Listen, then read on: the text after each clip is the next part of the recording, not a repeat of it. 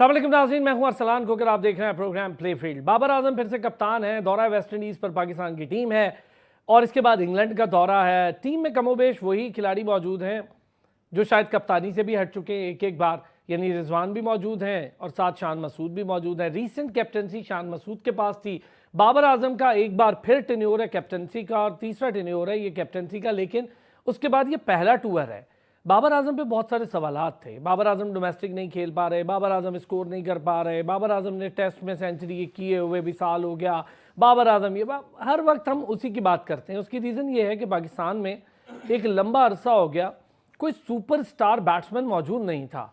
और लास्ट अगर हम देखें तो यूनुस खान के बाद, यूनुस भी टेस्ट में थे, यूनुस खान के बाद मोहम्मद यूसुफ, ये लास्ट इरा के शानदार बैट्समैन हुआ करते थे। यूनुस खान ने पाकिस्तान के लिए पहले 10,000 रन किए। आज से पहले किसी खिलाड़ी ने टेस्ट में 10,000 रन नहीं किए। लेजेंडरी जावेद मियांदाद के 8,000 रन थे। उसके बाद इंजमाम है, यूसुफ है, बाकी खिलाड़ी हैं बहुत अच्छे अच्छे, लेकिन यूनुस खान सबको छोड़ के पीछे आगे निकल गए। अब आते हैं बाबर आजम। बाबर आजम ने पाकिस्तान के लिए तीनों फॉर्मेट्स में 10,000 से ऊपर रन्स कर रखे हैं। तीनों फॉर्मेट की बात कर रहा हूँ, टेस्ट हो, वनडेज हो, T20 हो। तो बाबर आजम ने अपना सिक्का मनवाया और बाबर आजम ने दुनिया को बताया कि मैं दुनिया में अपना नाम बनाने को तैयार हूँ। फिर फेबुलस 4 की बात होने लगी। फिर बाबर आजम को कभी फेबुलस 4 से हटा के टॉप फेबुलस की बात करने लगे कि ये सबसे अलग है। फिर होते होते ये हुआ कि बाबर आजम की कप्तानी और फिर कप्तानी की जंग और फिर श्रीलंका में होने वाला वो एशिया कप, जहाँ से ये सारी लड़ाई शुरू हुई, टीम के अंदर की खबरें बाहर आई। फिर हम वर्ल्ड कप पे जाते हैं इंडिया और उसके बाद वो तबाही मचती है टीम की, सारी इत्तेहाद यूनिटी सब ख़त्म हो जाता है। बाबर आजम के नज़र यूँ आता है कि उसकी कप्तानी के सब अगेंस्ट हो गए हैं। फिर कप्तान चेंज होता है, एक सीरीज़ का कप्तान शाहीन बनता है, वापस आता है, फिर कैंप लगता है काकुल में, वो भी हट जाता है वहाँ से कप्तानी से, और फिर बाबर आजम कप्तान बनता है, फिर बाबर हट जाता है, फिर सलमान अली आगा बन जाते हैं, फिर रिजवान को भी कप्तान बना देते हैं, रिजवान को हटाते हैं तो सलमान बन जाता है, और फिर अब हम टेस्ट कैप्टनसी में शान को हटाते हैं और बाबर बन जाते हैं। ये हमारा हाल है पिछले 3 से 4 सालों का। 2021 का आखिर हमारे लिए बहुत अच्छा था और आखिर के बाद से 2022 के मिड से लेके पाकिस्तान की टीम टेस्ट में कोई नुमायाँ कारकर्दगी नहीं दिखा पाई, वनडे में कोई नुमायाँ कारकर्दगी नहीं दिखा पाई। इवन T20 की टीम जो टॉपेस्ट टीम हुआ करती थी वो भी डाउनफॉल का शिकार हो गई। ये वही टीम थी जो बाबर आजम की कप्तानी में T20 वर्ल्ड कप का एक फाइनल और एक सेमीफाइनल खेली है, लेकिन उसके बाद पाकिस्तान की टीम शदीद मुश्किलात का शिकार हो गई। एक टेस्ट पूरा सर्किल टेस्ट चैंपियनशिप ICC का हमने बड़ा बुरा देखा शान मसूद की कप्तानी में, और अगले भी मैचेस जो स्टार्ट हुए बांग्लादेश में बहुत बुरी हार के बाद आवाज़ें उठने लगी और फिर अब बाबर को कैप्टनसी दे दी है। दौरा है वेस्ट इंडीज़ पर क्या होने जा रहा है, रिजवान का मुस्तकबिल क्या होगा, शान मसूद स्क्वाड का हिस्सा है, प्लेइंग 11 का हिस्सा होंगे या नहीं होंगे। रोहेल नज़ीर को आप ले जाते हैं साथ, लेकिन बेचारे को मैच नहीं देते और बाहर कर देते हैं। और ये कोई एक की बात नहीं है, अमाद के साथ भी यही हुआ, उसको भी बेचारे को, अमाद भट्ट को ले जाते हैं साथ, मैच नहीं देते, बगैर किसी वजह के सिलेक्ट करते हैं, बगैर किसी वजह के आप उसे टीम से बाहर कर देते हैं सिलेक्शन से। फिर अब जो लड़के खेलने गए हैं उसमें गाजी गौरी भी मौजूद है बतौर कीपर, रोहेल नहीं है, रिजवान वहाँ पर मौजूद है। अब गाजी गौरी पर बड़ी नज़रें हैं, क्या किया उन्होंने डोमेस्टिक में, हमारे डोमेस्टिक ढांचे पर भी बात करेंगे, आकिब जावेद एंड टीम की सिलेक्शन पर भी बात करेंगे। मुश्तबा हसन ने हमें ज्वाइन किया है। मुश्तबा बड़े शानदार स्पोर्ट्स जर्नलिस्ट हैं, बड़े ज़बरदस्त स्पोर्ट्स एनालिस्ट भी हैं। Thank you so much Mushtaba, आपने हमें ज्वाइन किया। अरसलान शिराजी साहब सीनियर स्पोर्ट्स जर्नलिस्ट हैं, बहुत ज़बरदस्त स्पोर्ट्स एनालिस्ट भी हैं, काफ़ी सारी अंदर की खबरें भी होती हैं। अब से थोड़ी देर में हमें वसी भी ज्वाइन कर लेंगे, तो बल्कि ज्वाइन कर लिया वसी शाह ने। वसी शाह भी स्पोर्ट्स जर्नलिस्ट भी हैं, बहुत अच्छे एनालिस्ट भी हैं। थैंक यू सो मच वसी, आपने भी हमें ज्वाइन किया। मुश्तबा, बहुत लंबी चौड़ी ना एक हमारी दास्तान है पिछले 4 सालों की। हमारे पिछले 2019 के बाद की मैं बात करूं तो इन 6-7 सालों में हमने 7 कोच बदल दिए, हेड कोच, हमने 68 कैप्स दिए लोगों को, लड़कों को, यानी 68 डेब्यूटेंट्स हैं हमारे, और हमने 6 से 7 बार कप्तान तब्दील कर दिया इन 6-7 सालों में। कप्तानी की दौड़ सब उन्हीं के पास है जो ऑलरेडी कप्तान रह चुके। को बाहर से नया कप्तान सिर्फ सलमान अली आगा है, बाकी सारे वही बाबर रिजवान शाहीन, बाबर रिजवान शाहीन, इसी के बीच भाग रही। फिर कप्तान है टीम, अब वेस्ट इंडीज़ के दौरे पर है, तो क्या उम्मीदें हैं जी? कैप्टनसी को लेके थोड़ी सी बात पहले करेंगे। जी बहुत शुक्रिया अरसलान भाई। मेरे ख्याल से हमने सब कुछ चेंज करके देख लिया, लेकिन अपने सिलेक्टर्स को चेंज करके नहीं देखा। आकिब जावेद एक अरसे से पाकिस्तान क्रिकेट टीम के साथ जुड़े हुए हैं और मुसलसल पाकिस्तान टीम में सब चीज़ें चेंज हो रही हैं, नए प्लेयर्स आ रहे हैं, पुराने जा रहे हैं, एक दौर ख़त्म हुआ, एक दौर नया है, लेकिन आकिब जावेद वहीं पर मौजूद हैं। इसके अलावा हमने देखा कि वही रोटेशन पॉलिसी, वकार यूनुस आते हैं फिर जाते हैं, सरफराज आएंगे जाएंगे, लेकिन चेंजेस उस तरह नहीं की गई, बल्कि सिर्फ चेंजेस वहाँ की गई जहाँ गैर ज़रूरी चेंजेस, जिनको मैं कहूँगा कप्तान चेंज कर दिया एक सीरीज़ हारने के बाद, एक सीरीज़ हारे तो कोच चेंज कर दिया, फिर हमने फॉरनर्स कोच लाए थे, गिल्स्पी लाए थे, इसके अलावा मैथ्यू हिडन आए, उनको भगा दिया हमने, गैरी क्रिस्टन है उनको भगा दिया हमने, क्योंकि जो कोच हमारी नहीं सुनेगा सिलेक्टर्स की तो वो फिर यहाँ पे पाकिस्तान में नहीं रह सकता। इस तरह यूनुस खान के साथ भी यही मसला है, बड़े एक माया नाज प्लेयर थे टेस्ट के और बड़ा नाम था और बड़ी उम्मीदें थी उनसे कि अगर वो पाकिस्तान टीम की भागदौड़ संभालते हैं तो चीज़ों में बेहतरी नज़र आएगी, लेकिन इस तरह के जो लोग हैं वो फिर पाकिस्तान क्रिकेट टीम के साथ ज़्यादा चल भी नहीं सकते, मैनेजमेंट के साथ ख़ास तौर पर नहीं चल सकते, क्योंकि वहाँ पे मनमानी की जाती है, पसंद नापसंद। फिर 68 जैसे आपने बताया ना 68 प्लेयर्स को उन्होंने डेब्यू करवाया, तो वो क्यों करवाया था कि अच्छा, ये गए कहाँ? अब ये देखिए वो गए वो कहाँ? एक आध मैच वो इसी तरह होता है। रोहिल नज़ीर जैसे टीम में आया था, बगैर मैच खेले चला गया, अहमद भट्ट हो गया बगैर मैच खेले टीम से, बस नाम दे दिया जाता है। हुरैरा आपके सामने बेचारा कई ऐसे नाम है, देखिए गाजी मैच बोरी देख की के। देखिए उसका बैकग्राउंड देखे तो हमें पता लगता है कि वो क्यों टीम में आया और एकदम से टीम में सेलेक्ट भी हो गया, मैच भी खेल गया। इसी तरह परफॉर्मेंस भी कोई बड़े परफॉर्मेंस भी मैचेस कोई की खास भी नहीं है। इसी तरह एक और प्लेयर थे वो जो हमारे साफी भाई उनके साहबजादे हैं, उनका भी नाम आता है टीम में। लेकिन शामिल ने स्कोर तो किया था ना यार, उस पे आप जितनी मर्जी बात करें, लेकिन जो बट शामिल देखिए स्कोर करना मेरा नहीं ख्याल कि एक मैच में स्कोर कर देना कोई बड़ी, उसका उसका टेक्निक सीजन देखें, में 1000 स्कोर लगा हुआ है। देखिए उसकी टेक्निक देखें और उसकी जो बॉडी लैंग्वेज है, या अगर आप बांग्लादेश सीरीज अगर उसकी उठा के देख लें तो उससे क्या बेहतर हमारे पास प्लेयर मौजूद नहीं है? क्या आप समझते हैं कि उनके स्कोर करना काफ़ी है, जो बाकी हमारे टैलेंटेड प्लेयर्स हैं उनके निस्बत अगर हम देखें, जिनको हम टीम में मौका ही नहीं देते?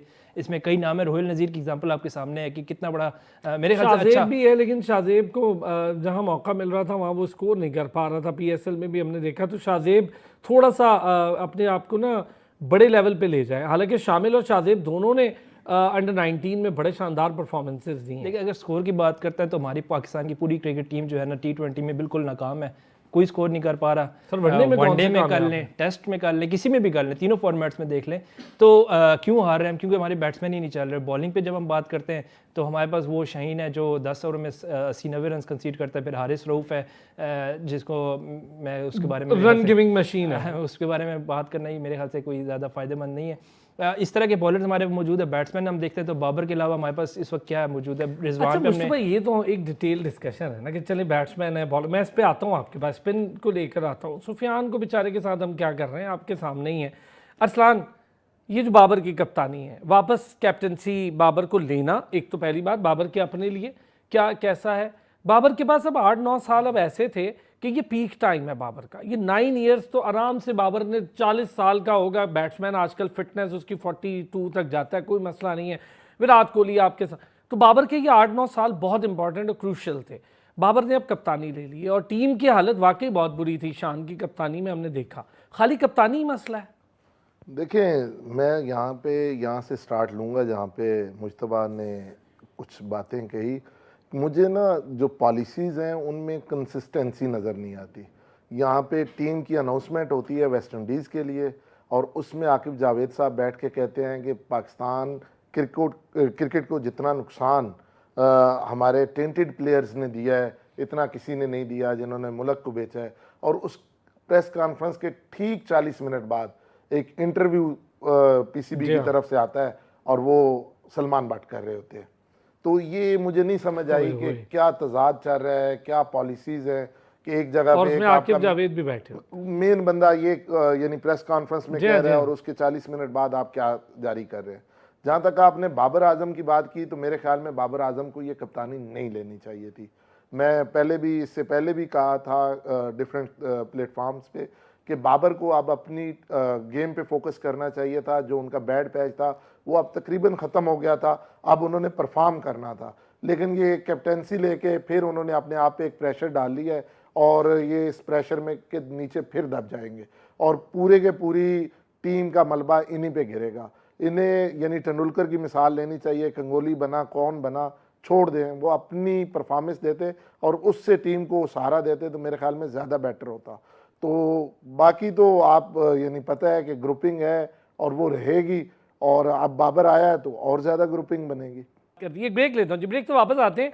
पहले ज़रा ये पूरा चैप्टर कर लेते हैं, फिर जो स्क्वाड हमारे सामने है टीम का उस पर भी बात करेंगे। थोड़ी मुझे डोमेस्टिक क्रिकेट पे बात करनी है, कोचिंग स्टैंडर्ड्स पे बात करनी है, सिलेक्शन पे बात। मुश्तबा, आप भी समझते हैं कप्तानी नहीं लेनी चाहिए थी, या फिर हमारे पास कोई और मुतबादिल है जिसको हमें ग्रूम कर देना चाहिए था, अब तक ग्रूम नहीं हुआ, या कप्तान है ही कोई नहीं हमारे पास इन 4-5 सालों में? मेरे ख्याल से कप्तान बहुत हैं, लेकिन तो बहुत ज़्यादा है। खैर, कप्तान बनाने के लिए जिन जिन लोगों की मेरे ख्याल से बैक पे सपोर्ट होती है, वो उनको उनकी सपोर्ट हासिल नहीं थी।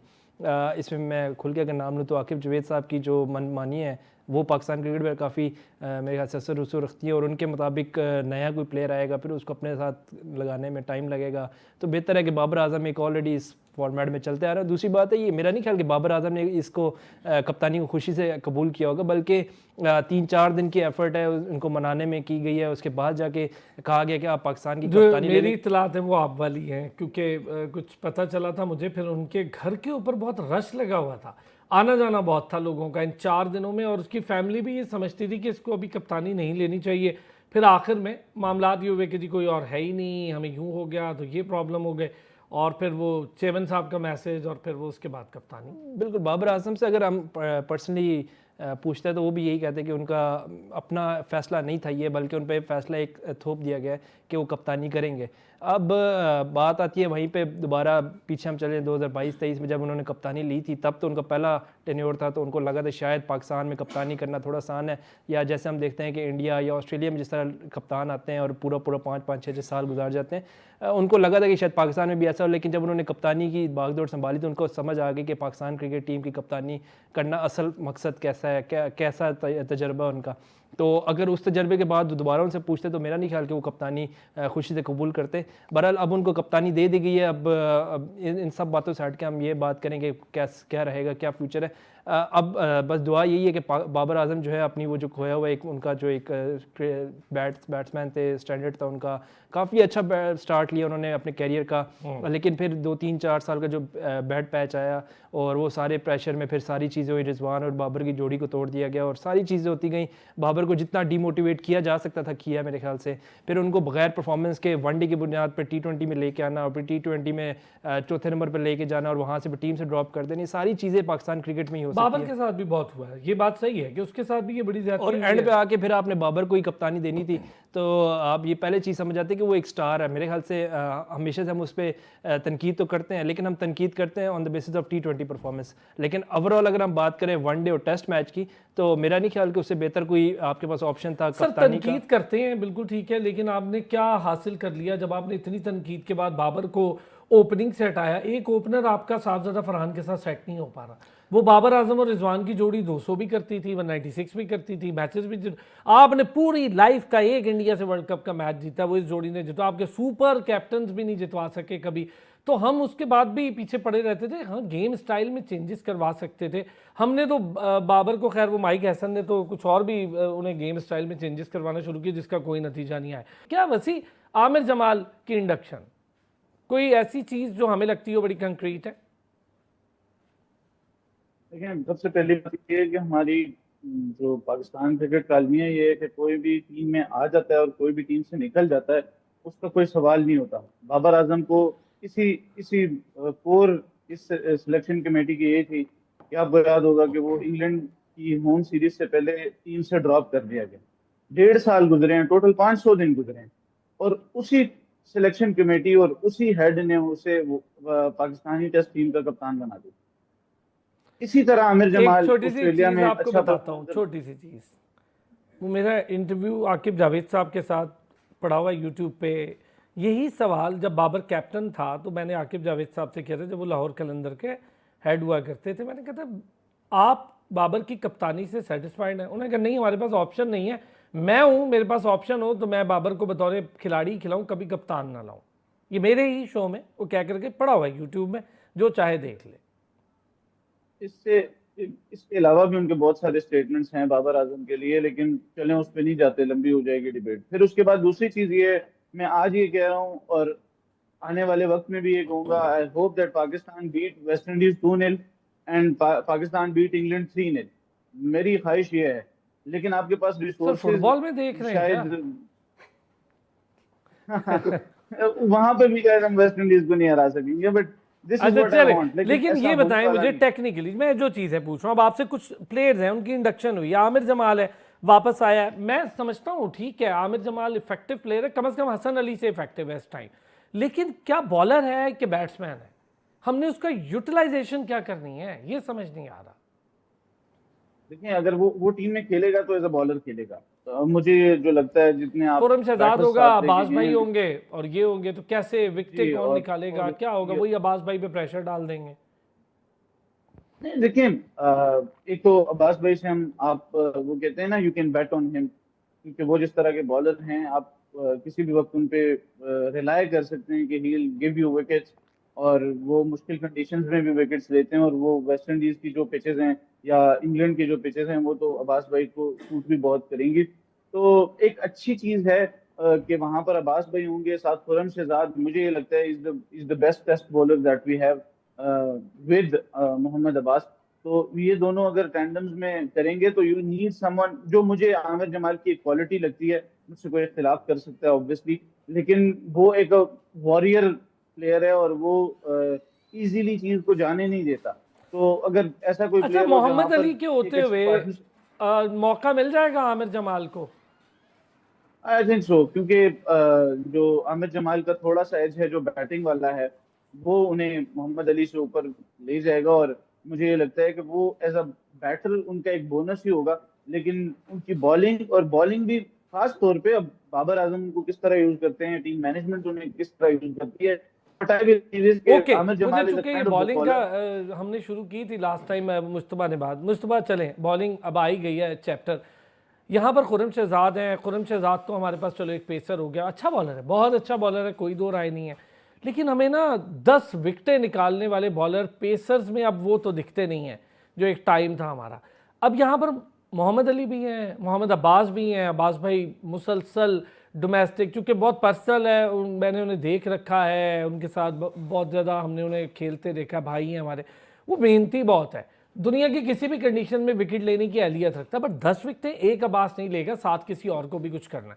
मोहम्मद अली, आमिर जमाल, ये हमारे पास 4 आपके पेसर्स आ गए, तो क्या हमारे पास ऑप्शन होगा? और आमिर जमाल की इस टाइम प्रेजेंट सिचुएशन में हमें ज़रूरत कितनी थी कि हम उसको लेकर गए, या हमें किसी एक तगड़े स्पिनर की ज़रूरत थी? देखिए, अगर वहाँ की कंडीशन की बात करें तो वहाँ पे, क्योंकि यूके, इंग्लैंड में और वेस्ट इंडीज़ में जो पिचेस होती हैं वो अब्बास को तो सूट करती हैं, इसमें कोई दो राय नहीं है। मेरे ख्याल से अब्बास तो एक ऑटोमेटिक चॉइस होगा। सेकंड ऑप्शन पे अगर आप देखते हैं तो Khurram Shahzad second option, second best option मैं कहूँगा, क्योंकि थर्ड का क्या करेंगे? थर्ड में और फोर्थ में बिल्कुल वसी की बात से मैं एग्री करता हूँ कि आमिर जमाल पाकिस्तान टीम में एक ऐसा फैक्ट है कि उसने वहाँ पे सेंचुरी भी की हुई है, और ये चीज़ उसको थोड़ा सा एडवांटेज जरूर देगी। दूसरा, पाकिस्तान क्रिकेट में जब 15 रुकनी जो स्क्वाड होता है उसमें सारे नहीं खेलते, वो 2-3 प्लेयर ऐसे होते हैं जो सिर्फ बेंच पे जाके बैठते हैं पूरे टूर और वो वापस आ जाता है। तो मुझे लगता है कि मोहम्मद अली या आमिर जमाल में से कोई एक ऐसा प्लेयर एक होगा जो पूरा जो बेंच बैठेगा और वो सिर्फ नाम उसका टीम में होगा, लेकिन वो एज अ बैकअप प्लेयर होगा। और वो बैकअप प्लेयर जो ऐसा होता है जो कभी जिसकी ज़रूरत, जैसे रोहिल नज़ीर हो गया, अहमद भट्ट हो गया, इनकी ज़रूरत नहीं पड़ती, तो एक आध प्लेयर ऐसा मुझे लगता है। लेकिन अगर अब मेरे पर्सनली मुझसे पूछे तो मेरे ख्याल से आमिर जमाल एक बेहतर ऑप्शन है, मोहम्मद अली से बेटर ऑप्शन। बेहतर ऑप्शन इसलिए मैं कहूँगा कि ठीक है, वो एक ऑलराउंडर के तौर पे खेल रहे हैं और विकेट भी ले सकता है, और एक अच्छी क्योंकि एक देखिए सेंचुरी ठीक है थोड़ा अर्सा पहले, लेकिन एक कॉन्फिडेंस होता है एक प्लेयर को कि मैंने वहाँ पे जाके सेंचुरी ओवरसीज जैसे। अच्छा, मैं ना थोड़ा सा इससे डिफरेंट भी मतलब आप लोगों से डिस्कस, उबैद शाह इस पूरी टीम में है, लेकिन चूंकि मैंने उन पर इसलिए बात नहीं की, अभी बहुत यंग है, मौका और टेस्ट है, 5 दिन का खेल है, शायद कप्तान उस तरह रिलाई ना कर पाए, बट क्या अरसलान सिराज साहब बेहतर ऑप्शन हो सकता है उबैद शाह भी? देखिए अरसलान, जो टेस्ट क्रिकेट है ना, ये स्पेशलिस्ट की गेम है, ये T20 की तरह नहीं है कि आप थोड़ा सा बॉल भी कर लें, 2 ओवर 3 ओवर, आप बारी भी कर लें 15 बालों पे 30 स्कोर करके, और आपने कहा कि मैं कर लिया, वनडे में किसी हद तक आप चल जाते हैं। ये स्पेशलिस्ट की गेम है, तो स्पेशलिस्ट की गेम में अगर आप स्पेशलिस्ट के साथ जाएंगे तो हमेशा कामयाबी आपके कदम चूमेगी। तो मैं यानी यही सोच रहा था, आपने वो आगे सवाल मेरे पे ही फेंक दिया उबैद शाह वाला, ही स्पेशलिस्ट। तो अगर आप स्पेशलिस्ट के साथ जाएंगे तो मेरे ख्याल में आपकी कारकर्दगी भी बेहतर होगी, और आप वो यानी नताइज ले सकेंगे जो आपकी आवाम आपसे चाहती है। लेकिन अगर आप ये देखेंगे कि इसने कहीं 100 भी किया था, इसने कहीं 2 विकेटें भी ली थी, तो इसको ले ले, तो टेस्ट क्रिकेट में ये चीज़ नहीं चलती। सही बात, 5 दिन की खेल है, 5 दिन की खेल में स्पेशलिस्ट चलते हैं, या फिर ऑलराउंडर हो तो बेन स्टोक जैसा हो, ऑलराउंडर हो तो हार्दिक पांड्या जैसा हो, फिर वो खेल भी लेते हैं। ऑलराउंडर हो तो अब्दुल रज़ाक जैसा हो, अज़हर महमूद भी बहुत ज़बरदस्त है, अब्दुल रज़ाक अज़हर महमूद जैसा हो, फिर तो आप खिलाएं तो मज़ा भी आए, लगे हाँ जी अब हमारे पास ये चीज़ है और हम इसको यहाँ पर इस पोजीशन पे सेट कर सकते हैं। ब्रेक लेंगे, वापस आएंगे। शान मसूद इस टीम में है, उसके बाद ज़रा मैंने डोमेस्टिक स्ट्रक्चर और कोचिंग स्टैंडर्ड्स और सिलेक्शन पे बात करनी है। ज़रा सिलेक्शन को लेके, कोचिंग स्टैंडर्ड, डोमेस्टिक पे बात मैं चाह रहा था ओपनिंग पे भी कर लें, बट चूँकि हिस्सा अभी बहुत हमारे पास शॉर्ट है इस प्रोग्राम का, इस सेगमेंट का, तो पहले ज़रा अरसान शराजी साहब, कोचिंग स्टैंडर्ड्स।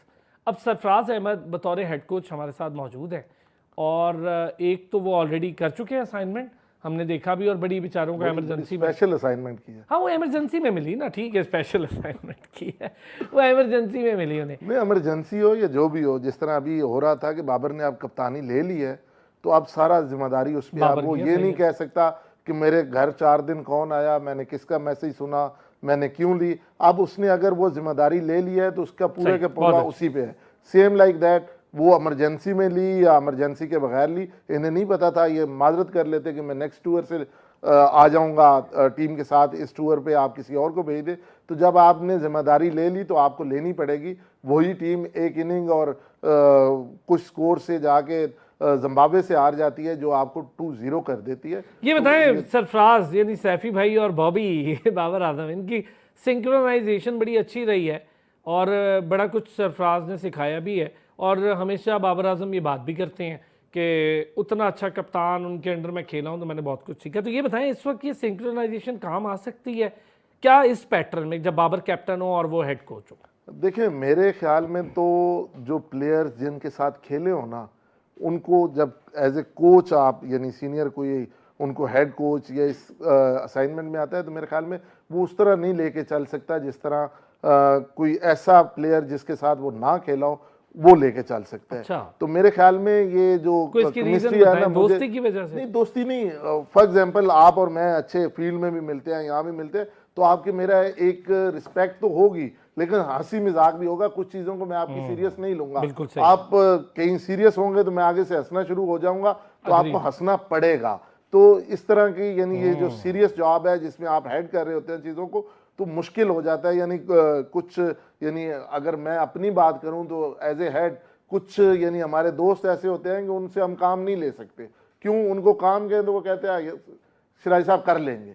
तो ये वो चीज़ है जो मुझे खटक रही है कि यहाँ पे मसला आएगा जब यानी आप जिसके साथ खेले हैं, बेशक वो कैप्टन भी रहा हो, वो जब हेड कोच होता है तो मेरे ख्याल में चीज़ें बेहतर होने की बजाय ख़राब होती है। जी वसी कुछ कहना चाह रहे थे, यही सरफराज और बाबर को लेके कैसे सिंक्रोनाइज होंगे? देखें, बड़ी अच्छी बातें की दोनों भाइयों ने, लेकिन प्रॉब्लम ये है हमारा कि हम गैरी कर्स्टन और जेसन गिलेस्पी जैसे कोचेस की बात हमने नहीं सुनी, उनकी बातें मजाक में उड़ा दी।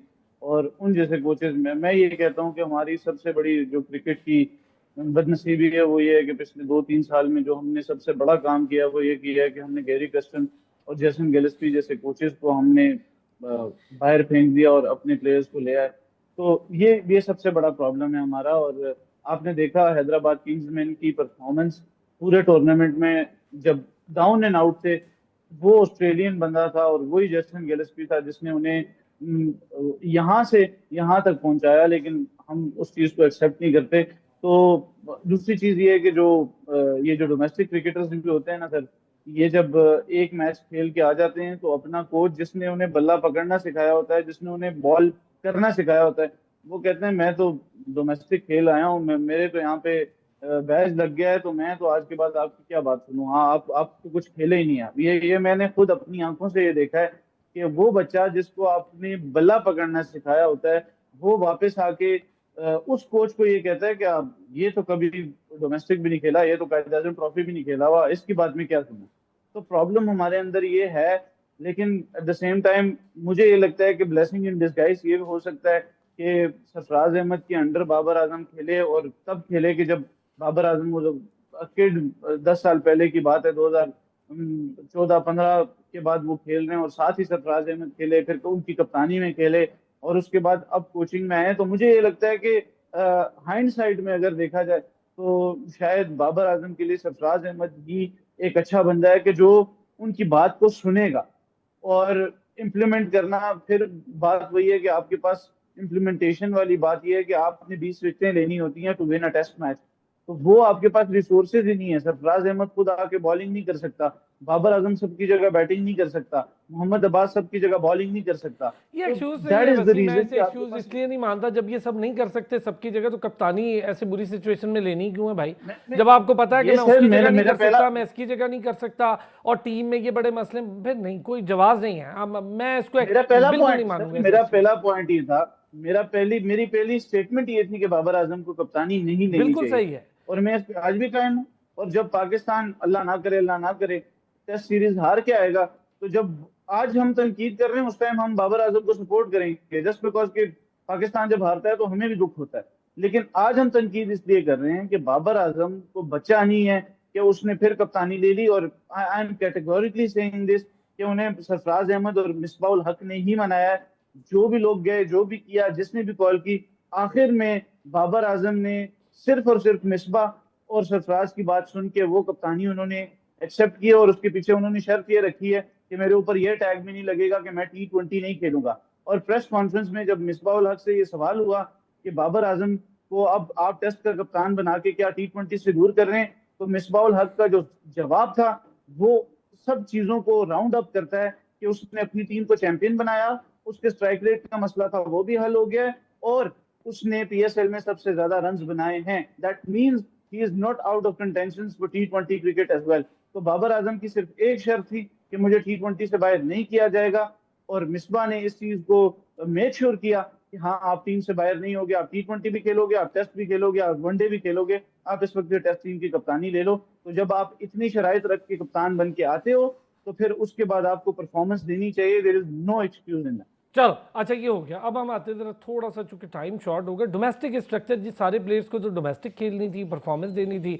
फिर आके उन्हें मिलता जो कॉन्ट्रैक्ट कह रहा है हमारा, बट बाबर भी कप्तान आ गए, बाकी भी खेले चले जा रहे हैं। डोमेस्टिक का क्या होगा, और क्या ये नया स्ट्रक्चर जो नए कॉन्ट्रैक्ट के साथ है डोमेस्टिक का, वैसे तो हर बार चेंज हो जाता है, इतने मैचेस बढ़ गए, क्वालिटी बढ़ नहीं पाई है। मुश्तबा बिल्कुल, मैं कहूँगा अगर आप जैसे कह रहे हैं डोमेस्टिक जो हमारा एक स्ट्रक्चर है, जिसको हमारे जो सीनियर प्लेयर्स हैं वो तो बिल्कुल इंपॉर्टेंस देते ही नहीं है, उनको 2 ओवर कराते हैं उसके बाद थक जाके बाहर बैठ जाते हैं। सबसे बड़ी एग्जांपल नसीम शाह है, 3-4 ओवर कराते हैं, उसके बाद जब देखते हैं कि अब बैट्समैन खेलने वाला आ गया और वो अपना कैरियर बचाने के लिए बाहर जाके बैठ जाते हैं, इंजरी का बहाना या थकन का बहाना कर लेते हैं। बड़े हमारे नाम है शादाब खान, इसके अलावा बाबर आजम, शाहीन शाह अफरीदी, ये तो डोमेस्टिक क्रिकेट नहीं समझते, ये तो वहाँ पे जाना अपनी तौहीन समझते हैं कि वो डोमेस्टिक क्रिकेट है, हम जाके एक कैटेगरी की क्वालिटी भी तो नहीं बढ़ रही ना हमारे। देखिए मैं बार बार आज इस पे मैं आप लोगों के साथ एक अलग प्रोग्राम रखना है मुझे, डोमेस्टिक क्रिकेट को लेके। क्वालिटी क्रिकेट और डोमेस्टिक क्रिकेट हमारी ये 2 अलग अलग चीज़ें क्यों हैं? वहाँ से जो लड़का आता है वो ऊपर सेट ही नहीं हो पाता है, वो इंटरनेशनल के लिए तैयार ही नहीं होता, और वो नीचे रन भी करके आ रहा होता है। क्वालिटी की अगर आप बात करते हैं तो हमारी जो पिचेस का स्टैंडर्ड है वो देख लें आप।